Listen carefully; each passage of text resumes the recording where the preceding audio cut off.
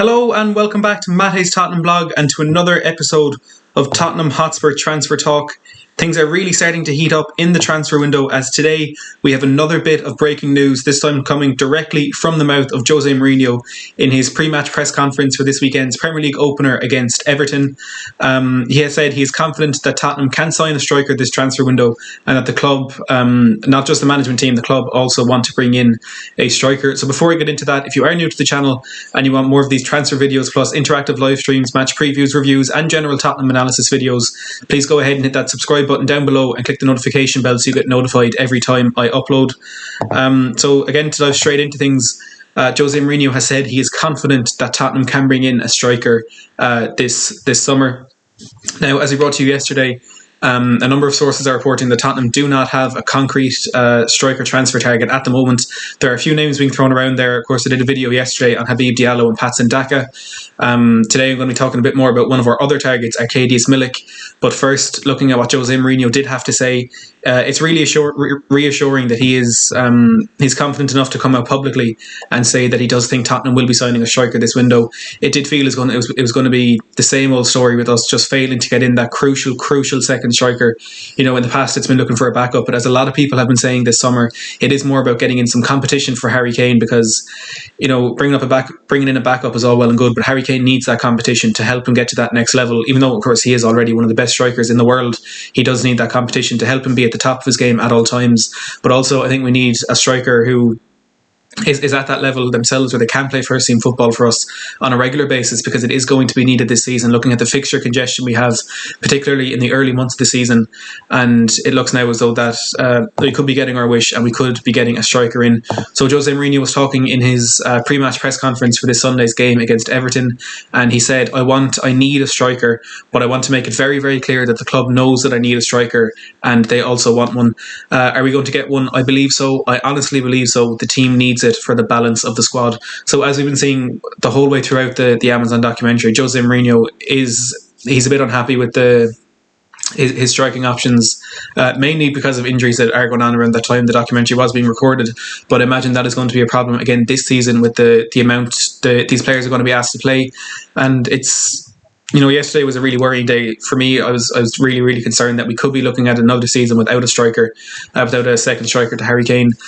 There's some developments in the last 24 hours or so on Arcadius Malik, which again I'll be getting into in a second. But the fact that Mourinho is confident enough to come out and publicly say and let the fans know that he thinks we're going to get a striker, and that the club themselves do also want to sign a striker, it bodes well for what could be happening in the next month. Of course, there is going to still be that level of disappointment that we haven't been able to get that striker in time for the start of the season, which of course again kicks off in 2 days. Even if we do get one in, magically get one today, it's too late for him to be registered to play this round of matches. But with the Premier League getting back up and running now, a lot of Carabao Cup games and also our European qualifiers, it seems we're being drawn away from home in a lot of those games. So I think more than if we're going to be playing at home, it is important that we do have strength in numbers and better squad depth than we have had in recent years. Touching briefly on Patson Daka, who we spoke a bit more about yesterday, I'll link that video down in the description below. This one looks like it could be off. There are a number of reports coming out that Patson Daka wants to stay in Austria for this season, and that a move anywhere at the moment is highly unlikely. And I know there were a lot of people saying between Daka and Diallo, Daka was probably the better option, and we have become favourites in the last couple of days to sign him. But it does look now as though Patson Daka will be staying at Red Bull Salzburg, so that's one more player off our list. Habib Diallo, I'm not sure what the story is there. It does seem to be just early interest at the moment, but any hope of a deal to sign Patson Daka is off at the moment. Now, another name that's being thrown around is Arcadius Malik, and again, according to Sky Bet, we are the favourites to sign him this summer. There's been some developments on his future and how much Napoli actually want to sell him for. Quickly, just touching on who he is as a player, he's a 26-year-old Polish striker for, as I said, Napoli. He scored 38 league goals in 93 appearances for Napoli over the past couple of years, and before that he had a very good spell at Ajax. He was there on loan for a year and then signed for them permanently for a year, where he scored 32 goals in 52 Eredivisie games. Now, according to Sky Italia, Napoli have lowered their asking price for Arcadius Milik. He, I believe, is going into the last year of his contract, so so it could be available on a free from January for next summer. And they were initially asking for about €50 million, but they've reduced that asking price to €35 million, which is kind of reignited Tottenham's interest in the player. But again, it does look like we're going to have to sell a player before we can get one in. And there are a few players who could potentially be on their way out. Of course, as we wrote the news last night, Danny Rose is closing in on a move to Serie A side Genoa, and Sergio Reguilon could also be on his way out of Tottenham in the coming weeks. So maybe if there are some funds raised there, that could help us move in for Arcadius Malik. He's a tall, experienced striker. He's, as I said, a similar style to Fernando Llorente. He's big. He's a nuisance to defenders. He can hold the ball up well, but he's also able to finish. He's able to put the ball in the back of the net, and of course, a very good aerial threat as well. According to WhoScored.com, his strengths include long shots, direct free kicks, holding onto the ball, finishing, and he enjoys link-up play. He enjoys bringing the players behind him into the game, which I think is something that Fernando Llorente really excelled at for us. I mean, looking at that, the biggest game we played in recent years, that comeback against Ajax, Llorente was pivotal in that, in getting on top of the centre backs, winning the ball, winning the aerial balls, and just cushioning them for the players behind him, and that is something Arcadius Milik does enjoy doing as well. So after a worrying day yesterday, there is some good news there today. It's Arcadius Milik, potentially interest reignited there, and I know a lot of people with the rumours about Habib Diallo, Patson Daka, and even back when it was more kind of leaning towards Callum Wilson or Ollie Watkins, people were calling for Milik as something that we should try and sign. And as the days go on, it's looking more realistic that we could go in there. But again, there's nothing concrete. There's nothing to say that we are in talks. We haven't made a bid or anything. It is just preliminary interest.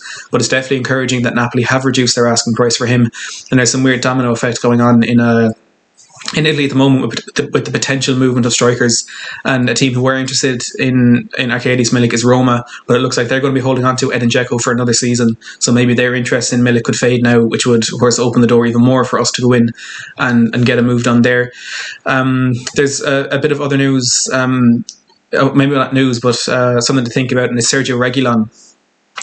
With Danny Rose potentially going out to signing for Genoa in the coming days, there could be some room to open up talks with Real Madrid to sign Sergio Reguilon.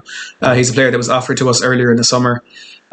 He's not, I wouldn't say he's the best option out there for left backs, but he had a very good season at Sevilla last season. Just looking quickly at who he is as a player, he's a 23-year-old left back for Real Madrid. Spent last season on loan at Sevilla, making 31 league appearances.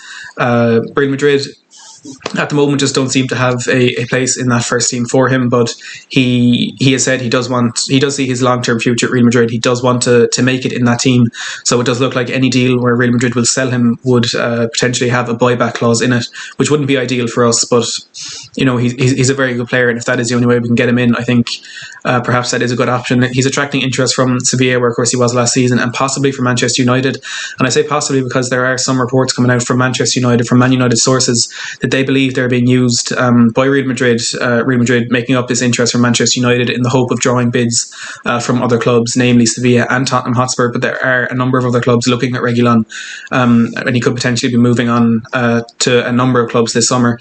He's very, very talented on the ball. He's an exceptional he's very good with crossing, and his key passes are really good. I saw a stat earlier this morning. He created 40 chances last season, and there's only 3 under-23 fullbacks in Europe that did better than that. And there was Fervis Estupiñán, who's the Watford left back, was on loan at Osasuna last season. He created 41 opportunities. Theo Hernandez created 42, so just marginally ahead of Sergio Reguilon there, but way out on top was Trent Alexander-Arnold with 81. But really encouraging that Reguilon looking to be one of the most exciting offensive fullbacks in Europe at the moment. He's definitely a solid defender. His numbers are decent, but he can be a bit rash at times. He does commit fouls that he probably shouldn't. A bit similar, I suppose, to Sergio Aurier in that regard, but certainly not as bad.